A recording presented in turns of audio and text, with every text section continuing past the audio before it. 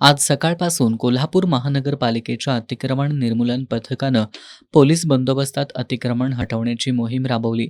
माळकर तिकटी, मटण market, बडी मस्जिद, गंजी गल्ली ते बिंदू चौक या परिसरातील रस्त्यांवरील अडथळे हटवून वाहतुकीसाठी रस्ते मोकळे करण्यात आले. कारवाई दरम्यान हातगाड्या, पत्र्यांची शेड, लोखंडी पाईप, टेबल, जाळ्या, स्टँडबोर्ड, काउंटर तसंच इतर साहित्य जप्त करण्यात आलं. याचवेळी नियमांचं उल्लंघन करून सुरू असलेल्या हिंद लॉजिंग आणि प्राईम रेसिडेन्सी यात्री निवास हे 2 लॉज महापालिकेनं सील केलेत.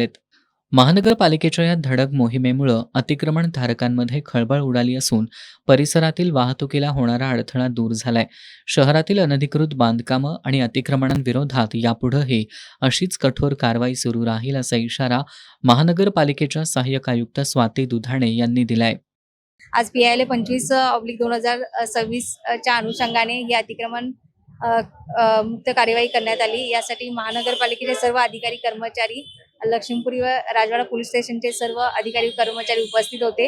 यासाठी 4ही विभागीय कार्यालयाचे अतिक्रमण पथक, 3 JCB, 4 डंपर, 2 ट्रॅक्टर या सहाय्याने बरेच जे फेरीवाले आहेत, जे रस्त्यामध्ये लावून ठेवलं परमनंट ज्यांनी स्ट्रक्चर केलेलं आहे ते आम्ही JCBच्या सहाय्याने काढलेलं आहे. तसेच दुकानदार आपले साहित्य बाहेर लावतात त्यासाठी त्यांनी अँगल केले होते, पत्र्याच्या शेड केल्या होत्या, त्याही आम्ही आज काढून घेण्यात आलेले. यासाठी आम्ही 2 दिवसापासून सर्वांना आवाहन केलं होते की अतिक्रमण तुम्ही स्वतःहून काढून घ्या.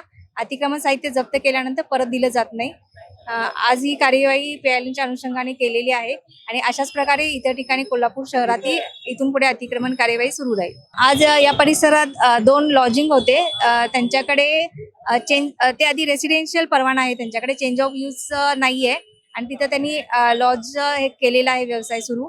त्यांच्याकडे परवाना पण नाहीये लॉजचा आणि चेंज ऑफ यूज पण नाहीये.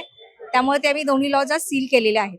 पोलीस बंदोबस्तात झालेल्या या कारवाईत उपायुक्त किरण धनावडे, सहाय्यक आयुक्त स्वाती दुधाणे, उपशहर अभियंता सुरेश पाटील, अतिक्रमण प्रमुख प्रफुल्ल कांबळे, कनिष्ठ लिपिक सज्जन नागलोत, अनिल पाटील यांच्यासह अतिक्रमण विभाग, अग्निशमन दल, विभागीय कार्यालय क्रमांक 2 मधील कर्मचाऱ्यांनी सहभाग घेतला.